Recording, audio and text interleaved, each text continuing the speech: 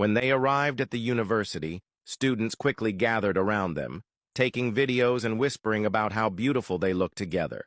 Many expressed their envy, calling Min-soo lucky for marrying one of the richest and most attractive men in Korea. Sunjin held her hand and looked at her, telling her he would see her later at home. Min-soo blushed, smiling shyly. As he leaned in to kiss her, she hesitated, whispering that people were watching. Sunjin, unfazed, pulled her closer and reminded her that they were married. He didn't care what others thought. He kissed her before walking away, leaving Min-soo standing there, flustered as everyone's eyes remained on her. Feeling overwhelmed, she quickly walked away.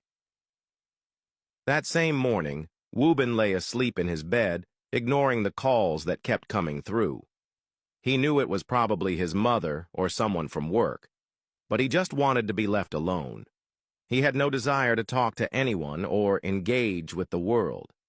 After a while, his mother walked into his room and, without hesitation, flipped the blanket off him. She reminded him of the agreement they had, that he would return to the company, and expressed her disappointment in him for ignoring work calls and failing to attend important meetings that had been scheduled. Woo-bin remained silent, lying there without a word. His mother looked at him, concern evident in her expression, and asked what was wrong with him. She reminded him of the deal they had made, urging him to remember his responsibilities. At her words, Woo-bin abruptly sat up, his frustration bubbling over as he faced her. Angrily, he told her to stop treating him like a business partner, reminding her that he was her son, a human being with emotions and feelings. He had the right to feel whatever he was feeling without being criticized for it. Looking at her, he continued, his voice laced with exhaustion. He was tired of always being the one to save others, yet when he was the one struggling, no one even bothered to check on him. The only thing his mother seemed to care about was the company. She hadn't even asked why he was still in bed at that hour or whether he was okay. His mother stood there, taken aback by his words. Guilt washed over her as she reached for his hands, gently holding them. She assured him that no matter what, he would always be her little boy, and she apologized for treating him that way. But Woo-bin moved away, sitting back down on his bed. She watched him for a moment before speaking again. She acknowledged that he had a big heart and that he always went to war for the people he loved, but she reminded him that it was okay to choose himself sometimes.